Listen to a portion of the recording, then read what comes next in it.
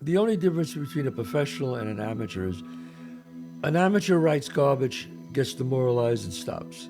A professional writes garbage and just keeps on going. Oh, dude, every record that I've ever made, Yeah. no exaggeration, I've probably written 3 records worth of material. I have like written, rewritten, and they'll never see the light of day just to get these 12 that I think are the exact right ones.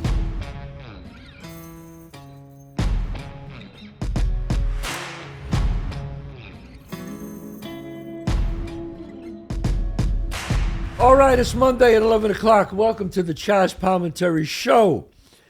We always have the best guests here. We have movie stars, we have Grammy winners, we have Tony winners, we have SAG winners, we have Academy Award winners on the show. We have great musicians, great singers, great actors. And me. And you, which I'm going to tell you who it is when you hear who this is. And also, before we start, I want to remind you, if you want to come and see my one-man show, the Broadway show, I'm on tour right now. See the Chazz Palminteri, A Bronx Tale, the original one-man show that I did 35 years ago that Robert De Niro saw. That's how the movie got made. John, where am I going to be? July 18th, you're going to be in Medford, Massachusetts at the Chevalier Theater. July 20th, you're going to be in Nashua, New Hampshire at the Nashua Center for the Arts. August 17th, you're going to be in Riverhead, New York at the Suffolk Theater. And August 19th, you're going to be in Ocean City, New Jersey at the Ocean City Music Pier. Fantastic. All right. Also, don't forget my restaurants, Chazz Palminteri Restaurants. If you want to have a great dinner, Chazz Palminteri's White Plains 264 Main Street, 30 West 46th Street, right off 5th Avenue. Been there 10 years. My flagship restaurant is doing great. Why is that bell keep ringing? But that's okay. Also, my wine, Chazz Palminteri Cabernet, and my cigars, voted number 4 and number 5 in the world by cigar enthusiasts. We have the Bronx Tale Cologio, we have the Bronx Tale flagship model, and then we have the Sunny, the strongest one. John, are you excited about our guest today, John? I've been looking forward to it. I've been trying to get him on the show for a while now, but he's always on tour, sells out all over. Really, this guy here, let me tell you something about this guy. One of the great, great singers, songwriters, not just singer, songwriters in today. I'm going to tell you about him. He has won 3 Grammys, Song of the Year, Record of the Year, if I'm not mistaken. A fantastic singer, fantastic songwriter. He started with a group, still with his group. He managed to do that, but I don't know how these guys, they manage to do solo career, plus they still stay with the band. I think that's fabulous that he does that. One of the great singer-songwriters today, very, very talented guy. Started, had a group, 1995, put the group together. 5 studio albums, all successes. I think most of the songs, obviously, I'll find out, were written by him, if I'm not mistaken. Then went on his own, did a song with the great Carlos Santana. Smooth wrote that with him. Number 1 on the Billboard charts. You know how hard it is to be number 1? Very difficult. One of the great singer-songwriters today.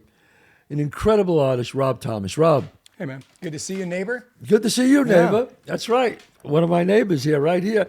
Trying to get him on the show for years, but he's always on tour. So, Rob, you were born in Germany. Yeah. Okay. My dad was an Army guy. Would you say you were an Army brat? I think so. I mean, my mom and dad got divorced really early. I was like 2. I was like 2, but I was born in Germany. We came over when I was still a baby. Right. And then I lived at Fort Jackson, South Carolina, and for on and off, and that's where I would hang out with my dad, was like on the base there. I always like to ask this question to people. Like, you're a world famous artist.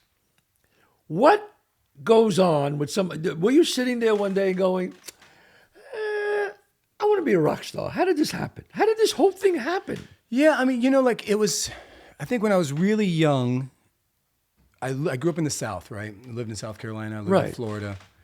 I didn't know anything about sports or cars or guns.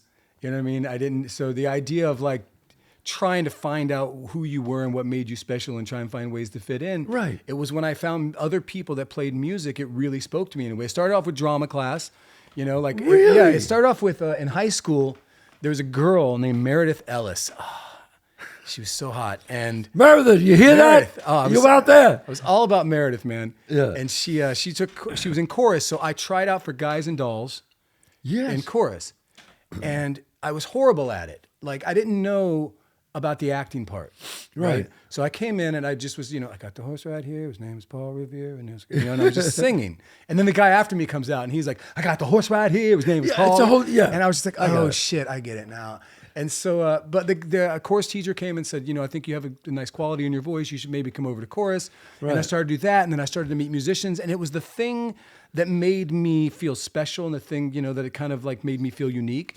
And I did that up to a point. And then it just got to a point where I started doing it. I did it in bands all through high school. When did you start playing an instrument? How old were you?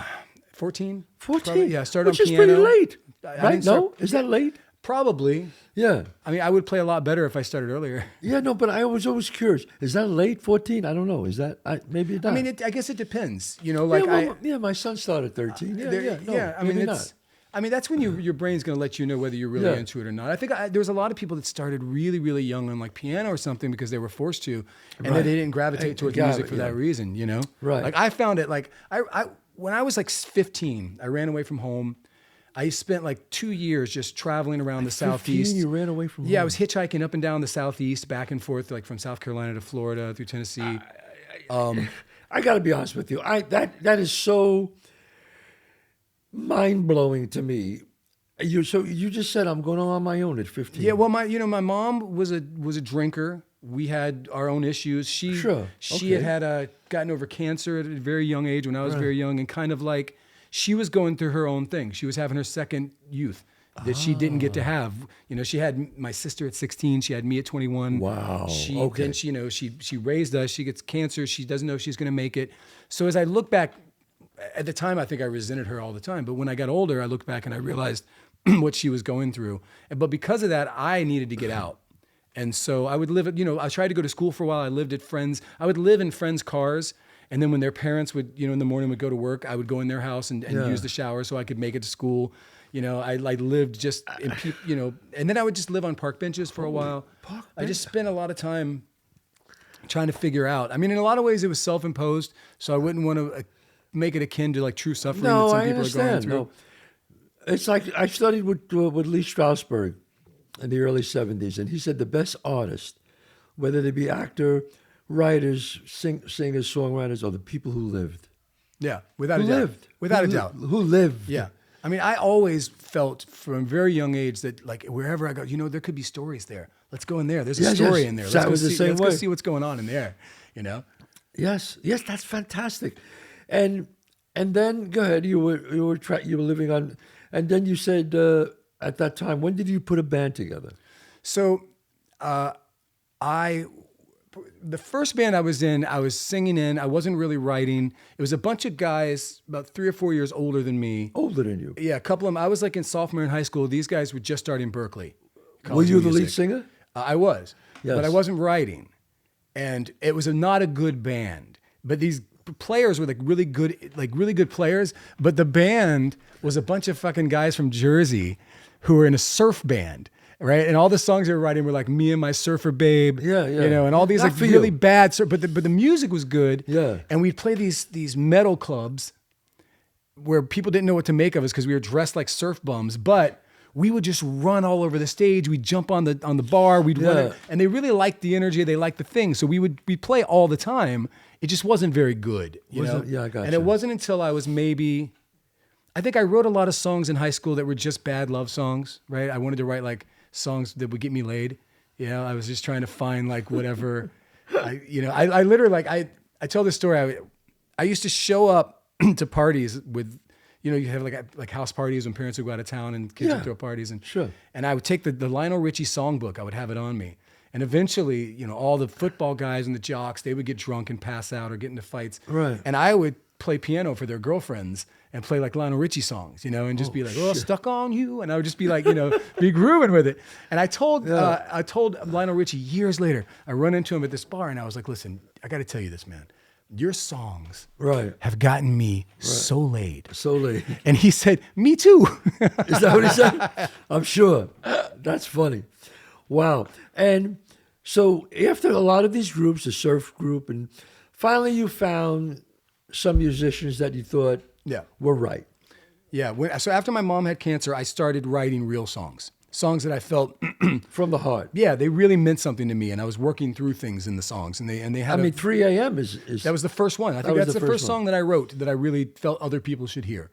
And then that was the song that when I put out like an ad for some musicians, that was the, like, hear this song. If you like this song, then you'll like this band. And that was where we started, me and two other guys that are Matchbox 20. Matchbox 20. Yeah. This is a crazy question I want to ask you. But when you guys, if you're the writer of a band, Matchbox 20, and you write all the songs, do you share the publishing with the other people? I do not. You do not. And that's fair, right? Yeah, I mean, I think here's the thing. If you're in a band, I write the songs, and some of the guys have co-written and they've written songs as well. Yeah. But if I write the songs, but we as a band, we each get 25% of everything that band makes, and touring and merchandising and record sales at the time. So when people sell that records, everybody gets everybody even. shares that evenly. If I'm writing solo, I have hired musicians. They get paid a salary, to come in. They get paid a rate to come in. You don't get the 25%. You get 25% if you're in the band. If you're in the band. Yeah.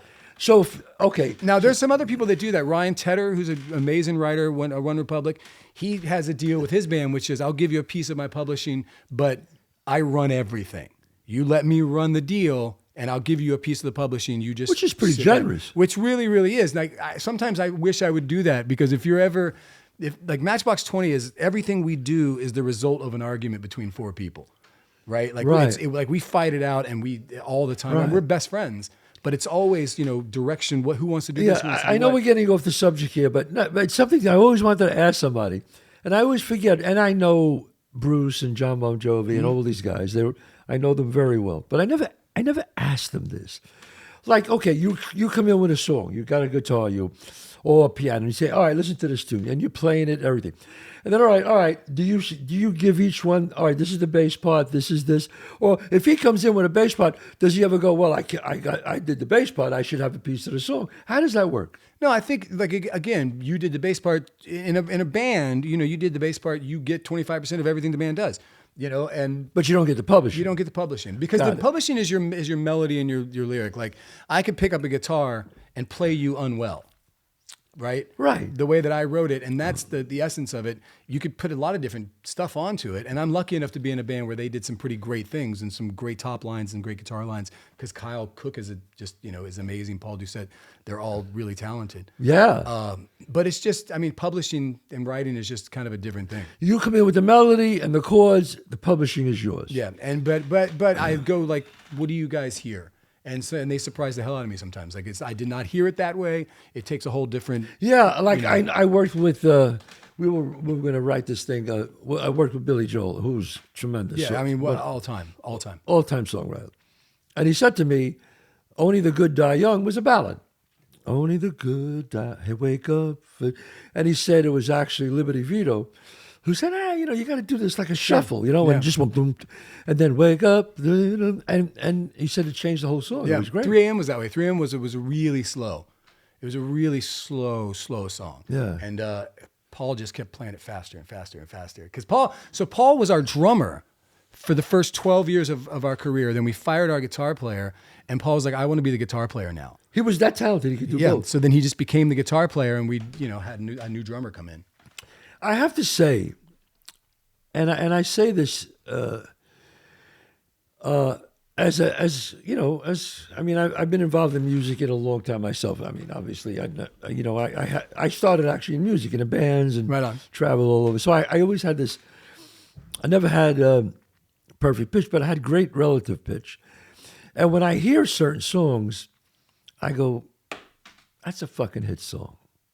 And am I right all the time? Of course not. Right. But am I right a lot? Yeah.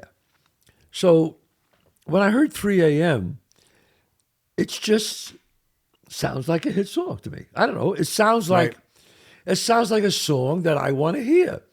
You ever hear songs and you just go, you turn the radio, all right, next channel. Yeah. They're just not, they don't, Yeah. something about them. And again, I know Sting very well. And I hate to drop names like this, but I have to because we're talking about, I'm sure you know these people too. And I spoke to Sting and he said, you know, when I write songs, I write hit songs. I try to write a hit song. He said, who knows? He goes, but then he goes, I'm at the stage now where I just write what I feel like. Yeah.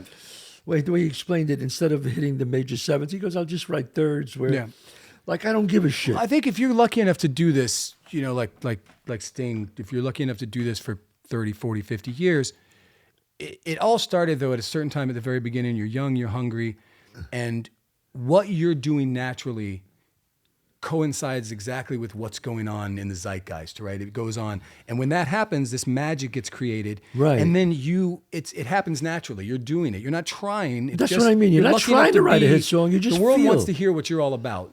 And it really goes. And then later on, you know, 30 years go by, tastes change and change and change.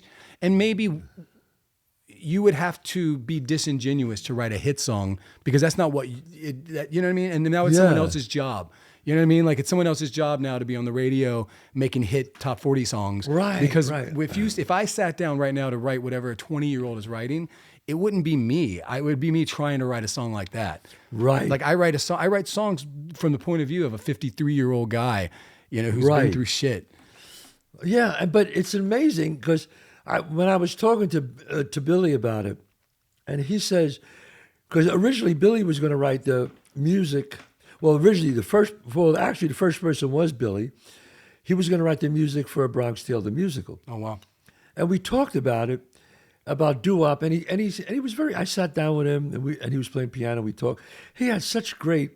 He would fuck around and say, "Oh, well, it's like this song." I would say, "Well, it's like Jimmy, Jimmy, Cocoa Pop, Jimmy, Jimmy, Cocoa Pop," and he would go, "Oh, yeah," like, and then all of a sudden he would change it and make it his own. It was like great. He used to do that he would take songs. I heard like he would write basically like classical stuff. Yeah, yes. And then turn it into songs. Like Uptown Girl was just bum bum ba ba da ba da da da da da. Exactly. It's like this classic riff, and then it was amazing. But he talked about the 50s and the doo-wop. He goes, I can't write that like they wrote it, Chazz. I just can't. He goes, that would be me trying. He goes, I could do a song or something like that. He did that with for Uptown the longest Girl. time. The longest time. He Yeah. goes, but it doesn't have what they had back then, that doo-wop. He goes, that time has passed. Yeah. It was the way he said it to me. Dude, like just like you said it. You could try and do a Sam Cooke, right. but you're not gonna get the anger and the hunger that comes under the beauty of a Sam Cooke song. Yeah, At that age and that time, what was going on in America, what was going on in politics, like those beautiful melodies were a form of defiance in a way. Yeah. And so there's a thing there that you can't replicate because that's born from something else. Yeah, just like you talked about the time. I'd be a 53-year-old, you said, trying to write what's happening. Yeah. That's so intuitive. I'm so But good. I still think people like Sting, people like me 30 years later, I write a song that I think should be on the radio.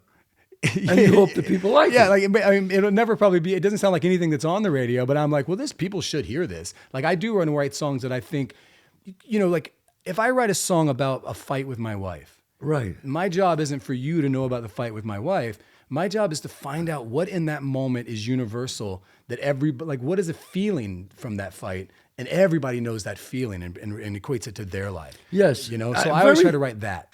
When I try to write, I write plays and movies, but my movies come from my stories of my life and my heart. If I try to write a commercial, people go, why don't you write a commercial movie about these two guys? I go, I don't feel it. I've had guys pull me into, label weeds and be like, listen, we're going to write this song. And I'm like, great, I'll try and write a song for you. And they're like, and they'll give me another song. And they'll be like, I want you to write a song like this. And I'm just like, that's not what I do. Like, I don't, Like I'm this, not, yes. Yeah. I'm not a paint by numbers, Yes, I'm not a secretary. You say, well, this happened, right? I go, I'm not a secretary. Yeah. I said, why don't you go write it? Yeah. I can't write it. I got to write what I feel. So it's the same way. I mean, it's fact. I mean, we got off on. I want to talk about your career so much. Oh, this is more fun. We got off on the songwriting, but because I was always fascinated by that. So if you write the melody, That's the secret sauce, man. I mean, the Right, three the things, melody and the song, chords. the song, and the song, and the song. Those are the three most important things in music. You know, like you've got to. If you don't have a great song, I don't think you have anything. And if you have a great Right. song, you can do a lot of things with it, and it'll still be a great song. And one thing I know about songs, nobody knows nothing. I had these 3 songs that I wrote with someone, and in 1972 or something, we went to RSO Records and we played, and we said, put this one last because this one is we don't like this one, but let's throw it on. It was the last one. It was 3 songs, and the A&R guy, that's when we had a cassette player. And he played the first one. 20 seconds went by. He went, all right, what's next? We said, all right. Went to the next one. He went. 15, 20 seconds went by. He went, we got one more. I go, yeah. Plays the one that we said, oh, fuck. Yeah. Should we put? Fucking loved Then it. he's out, through the roof. And it ends up, that was the song that they bought. And it actually got on the charts, on the R&B charts, like in the 20s. You know, we didn't make much money out from it. But anyway. George Michael, we're good friends with George Michael when he passed. He didn't like Faith. He didn't want to have it on the record. He fought for it to not to be on the record, and that literally became one of the things that like boosted his solo career after Wham. You know, Really? and a great song. Wow. Yeah. He didn't like it. Didn't like it. Didn't want it on there. You know, and I got to say this about your voice, which I love your voice. I really do, from my heart. I mean that. Not appreciate because you're on the show, because when I hear it, I go, oh, that's Rob Thomas. You see, if I could do that, Yeah. I know you have a special voice. When I can go, oh, yeah, that's Rob Thomas. Yeah, I mean, I don't think that it's Yeah. technically the great voice, but I did think it has personality. You have a, You know, it's a thing when you, like, what's his name from Pearl Jam? Eddie? You know it's him. Yeah, without a doubt. He starts singing. That's Yeah. Pearl Jam. Well, you know, like, I mean, people like Willie Nelson, Tom Petty. I mean, these are people who they would never be on American Idol, but their voice sounds like a hug to me. You know, like Yeah. it makes me feel warm. Now you wrote with Willie Nelson, right? Yeah. Mick Jagger, you wrote Yeah. with. Yeah. I mean, that's pretty amazing. To It is, write with. yeah, I mean, it is. How I do mean, you feel? You're sitting there with Mick Jagger writing. It's intimidating as hell. Like, I remember, like, Willie. I grew up in South Carolina. Willie Nelson was everything to me, like everything. Yeah. And when I got that call, like, I went to go see him in New York, and you know, he puts on like a 3-hour show, and 3 so hours? yeah. So by the end of the show, I'm wasted, and I'm sitting there with my mother-in-law, my father-in-law, and my wife. Yeah. And we go on the bus, and then we start smoking on his bus, and I'm like pitching him all these people that he should write with, and he's like, Rob, I brought you here because I want to write with you. And I was like, oh, I never thought about that. That sounds great. You know, like, Wow. And next thing you know, I'm in LA, and we spend 2 days just getting high and writing. Like, starting off, like, he would just play me a song, and I would just play him a song. And we would just go back and forth playing each other's songs for 2 days.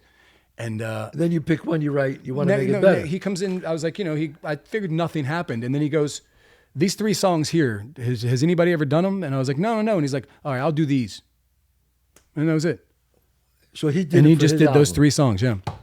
Blew my mind. I cried. Like, when I got the first copy of Willie Nelson singing one of my songs, like, he sent me a CD of like the first demo. I mean, I was in my living It was room you. crying. I'm sure, because I know how it is when I see someone else do my plays.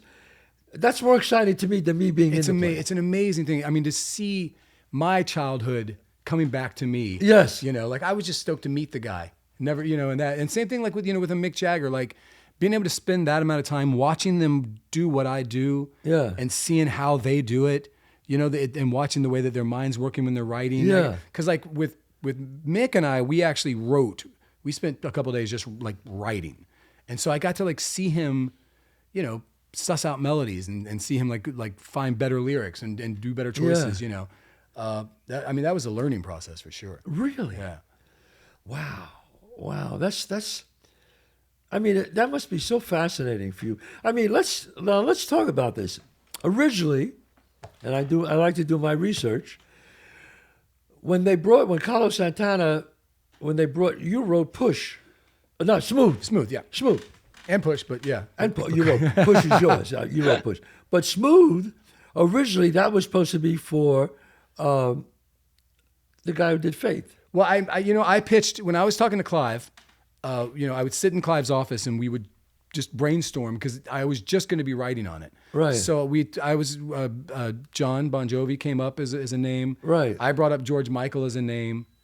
I think Tina Turner even might have been on there as a name. Right. To do Smooth. Yeah. Wow. I actually then on the next record that he had a hit called Game of Love that he did. Yeah. And I have it in my house a version of Tina Turner singing that song. Wow. They she did a version of it that just didn't work out for Carlos. So anyway, I did that. So Carlos, I guess, just liked my voice on the demo. Yeah. And said, I like this guy. Does he sing? And they're like, yeah, he has a band. He's doing really well. And I Carlos like is this guy, but you're Rob Thomas. He's like, well, he had no idea who the hell I was. no. Yeah. So he's like, he literally is like, does this guy sing? He's like, yeah. He's like, well, he goes like, I believe him when he sings. Let's have him do it.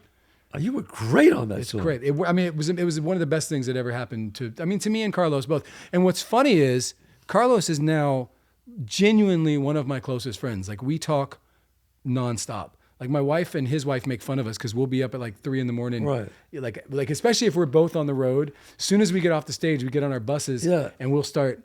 Well, sometimes he gets on his plane because he's Carlos. I don't know Carlos obviously, but I told him I just ran into him once. I don't know him at all, but I saw Carlos Santana his first time playing in New York at the Fillmore East. Wow. He was on a bill. I was sitting there. I was a kid because I went there to see Three Dog Night. And on the bill was Carlos Santana. They came on first. They were the opening act. Okay. Can Heat and Three Dog Night. Great. And Three Dog Night.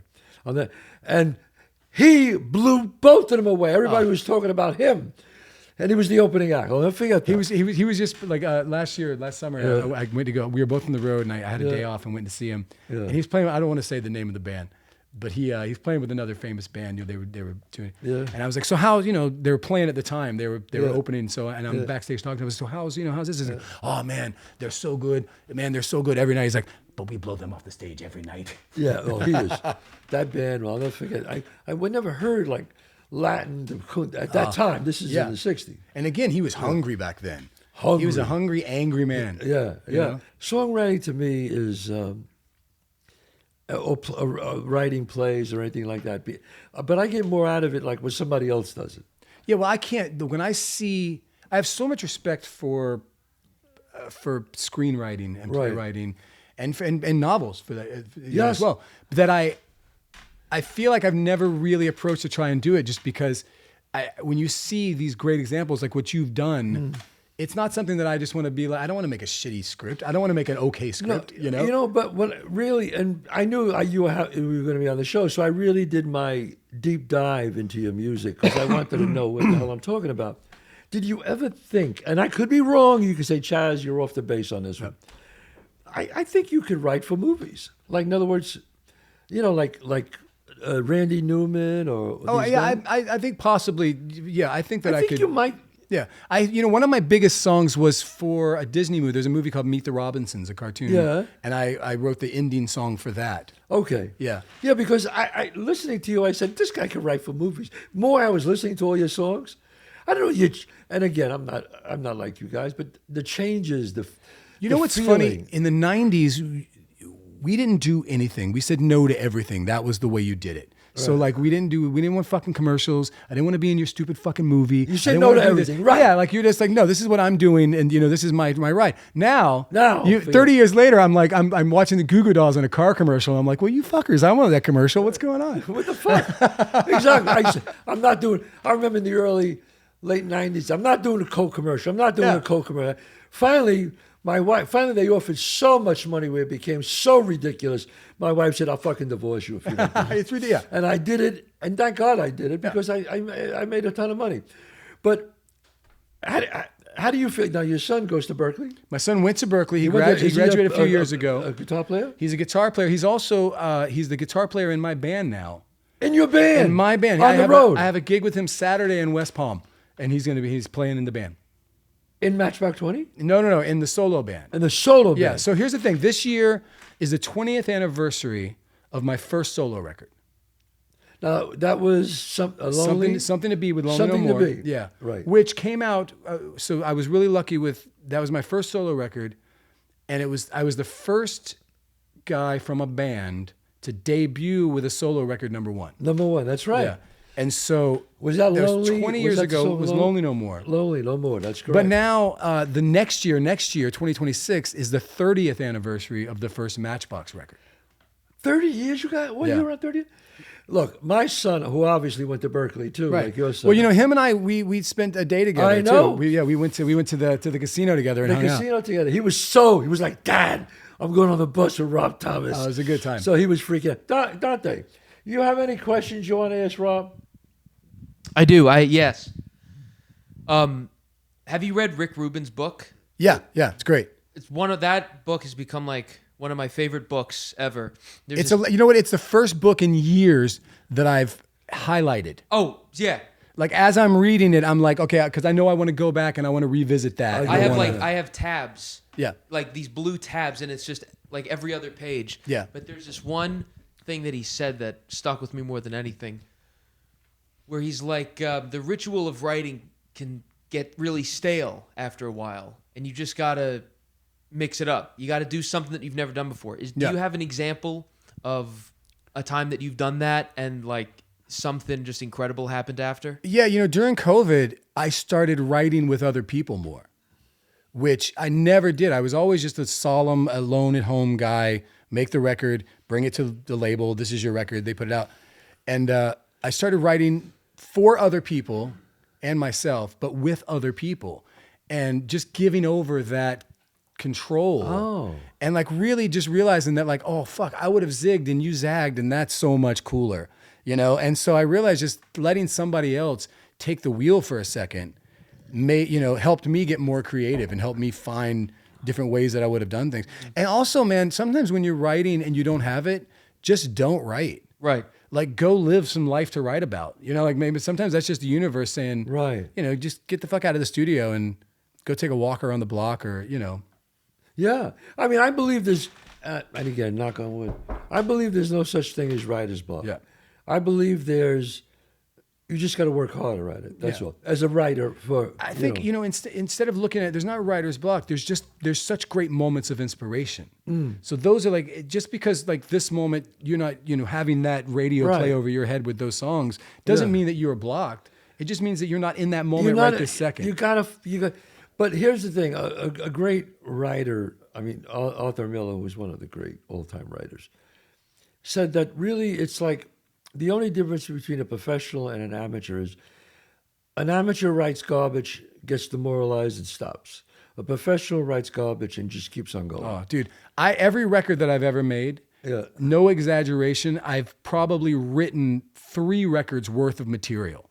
And I mean, some of them, like I've spent days, full demos with guitars and bass and keyboards down in my studio. I have like written, rewritten, and they'll never see the light of day just to get these 12 that I think are the exact right ones. Wow. Because, writer writes. I mean, like it's people writer say writes. that, but the truth is, like one of the things is when I'm not working, if I'm not on the road, if I'm not doing something, at some point I need to spend a little bit of time every day. I need to go downstairs, turn everything on, and just go fishing and see if there's something there. Even if it's only for like 15 minutes. That's a cool way to describe it. Yeah, you It's just like you going see. fishing. Yeah, because sometimes you go down, you got nothing in your head, and you just hit like one chord that just hits you funny that day, and it just lights up the whole thing. Now, does your son write too?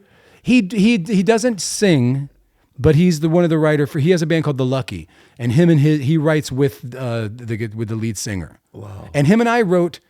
We wrote a song together that wound up on my last record. Yeah. And it actually wound up being like for the NBA finals. It was like their, for the commercials, it was like the song for the NBA finals. So that was like the first time he wrote with me. That was the first thing we did. And he hears the song. It must have been exciting for him. Yeah. He's really, he's almost 27. Right. But really still stoked. Like when I talked to him yesterday on the phone, and he was just like getting the songs together, making sure he's got it. He's really ready for Saturday, He's like, I just can't wait to get away and play. And you know what he said to me? He said, Dad, when we go on the road, that's going to be the most time we've ever got to spend together. Wow. And I'm just like, oh. Now, does he ever feel a little intimidated? Well, my dad's I'll be Rob Thomas's son. I try to assure that he does. Is his first name? Mason. Mason. All right, so he's not Rob Thomas Jr. Yeah, no. Which is good. He is such a zen kid. He grew up with his mother in Boston. Yes. he's like I met my wife 26 years ago. He's almost 27. So like when I met my wife, he was about to be born. Wow. So that was just something my wife had to deal with. And now he's, one of her best friends. It's the best situation all around. Right. But he's just been the most laid back kid. Right. Always. So he doesn't get like bothered by that. Took him he was 11 years old, and I took him to go to see Paul McCartney at the Apollo, and backstage, and he's hanging out with Keith Richards and Ron Wood and Paul Simon, and Buscemi's here, and Ben Stiller's over here, and and it's all these people, and he's just like, and the whole time he's playing it cool, so much so that I think maybe he just didn't get the moment, and then I took him home. And as soon as he walks into his mom, he's like, "Mom, I met Paul McCartney," and I'm like, and I was like, "Oh, you did get it. All right, you were just playing it cool." How about you, Dante? When you first started playing basketball, and what? you were around when you were around De Niro. Yeah, I guess. I mean, children of famous parents have an interesting kind of.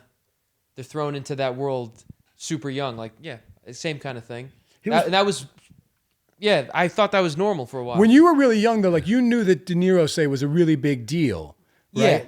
But I didn't really get it. What was the age for you that, he's probably a teenager, I imagine. Yeah. But who was the first person where you're like, oh, that's somebody I got to meet because I know my father. I see. And I'm really somebody I'm into myself. An actor that I love or a musician or something like. You know what? It's good. It's probably Billy Joel. Sure. Yeah. That was when I was like, oh, wait a second here. Yeah. When you're like, oh fuck, I'm gonna meet Billy Joel. Yeah, I didn't know that I was gonna. Oh, that's cool. He did it in a really calm and relaxing way. He woke me up one morning and went, "Get up," and then he drove me to an airport. We went to the airport where there was a helicopter, and it looked like I was about to be like Scarface. And me, him, my mom, my sister, we got in the helicopter. I'm like, what is happening right now? And he's like, don't worry about nothing.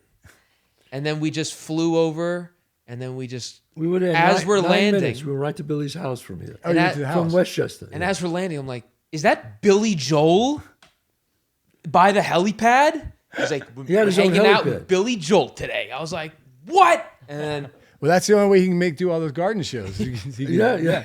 He would go back and forth right there. Yeah, it's 60, 100 times he was on. Yeah, that was definitely the Yeah. Oh, okay. And I was a teenager, but I don't know. That was kind of dude. That was one of the, I think my big. I met Billy. Bit. He was. I was at a restaurant with my wife. We had we're near the end of the first record, and he was in the back of Campagna. Remember Campagna? Yeah. So he's in the back of Campagna, and he's with Don Henley. Yeah. And it's just the two of them, just having dinner. And so I'm just sitting there, and they finish eating, and my wife's looking at me, and she's like, just go. Yes. And I'm like, oh, all right. So I go over, and I'm just just love you guys. I just wanted to say, and Billy was so nice, and he's like, you're having a really good year. Keep it up, and keep your eye on your money, that kind of stuff. Yeah. And then he goes, as he's leaving, he comes over and gives me a hug, and I'm just like, oh, that's the greatest exchange of all time. Right. And then Don Henley comes walking behind him, and he looks over at me, and he goes, and walks away. I was like, oh, the highs and the lows. Yeah. Wow. Yeah, because, when you're famous and your kids enjoy it, yeah. But it's nice. Yeah. I like it. I like when he meets. Because I think it shows him that no matter how big you are, you're still a person. Yeah. I mean, the thing I find that's a problem, and luckily Mason's okay with it, is that 27 years. How old are you now? 29. Yeah. He's 12 to me. Yeah, so like that. You know what I mean? Like he's still like a 12-year-old kid, like that I just want to take care of and make sure that he's okay, and And I'm amazed. Like, oh, he said, look what he did. My wife's like, of course he did. He's a fucking grown man. And I always try to give him advice. I said, you got to open your mouth, speak to people, tell them what you. He's very humble and very modest. Sometimes you got to open your mouth. Sometimes you got to say, hey, hi, yada yada yada. You got to say something. Yeah, it's better to have one that knows. It's better than having one that doesn't know when to shut up. No, you're right. No, you're right about that. Yeah, I got to tell you, Rob, I'm so excited to have you on the show, and we're coming to the end. But I would say Well, I'm going to come back. I've got You a record. gotta come back. I got a new record coming out. Singles coming out in a couple weeks. And But we can't talk. Yeah. Let's talk about what's coming. Could we talk about that? well, we can talk about the fact that it's a brand new record. I finished making with the producer Greg Wattenberg, who did the last Matchbox 20 record and did my Christmas record over the COVID. Yes. And a new the record's called All Night Days. All Night Days. All Night Days. And a new single called Hard to Be Happy. Okay, that's I'll coming send it- out, I'll send it folks. to You you. hear that? Look for that. I'll send you a copy of it. Yeah, Check we'd love out. to see Yeah. it. But when I have that, I'm going to come back to your house and No, talk about it. a couple of months, 6 weeks, come back on. Yeah. Then we could talk about that.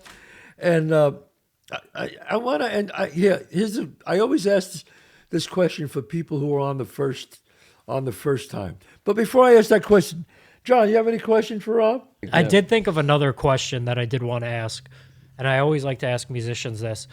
What's a song that you wrote when you were younger that has a completely different meaning now that you're older? Or even a lyric? Oh, wow. That's a really good question. That's a tough question.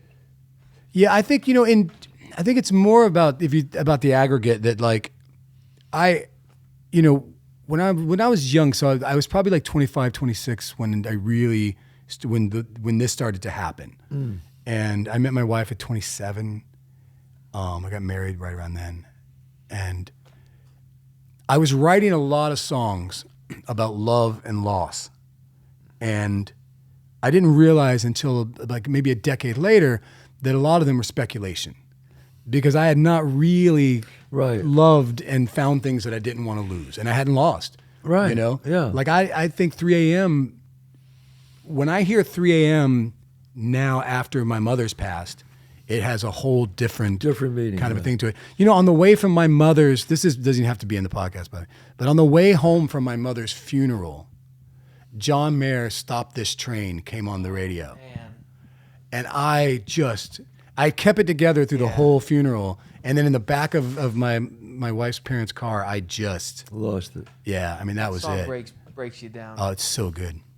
Wow. Anyway, so I think I feel that way of it's just like, as you get older and you look back on songs that you were like, you were kind of just getting a handle on the thing, Yeah. But then you're like, oh, but you listen back and you go, oh shit, that was good advice to my younger self. Yeah. I just didn't realize that it was actually more profound. Something in your soul was there. Yeah. It's there. Just when I look at things that I wrote when I was younger, I feel the same way. Yeah. It's, I go, how did I feel that? Sometimes do you ever look at it and go, did I write that? Yeah.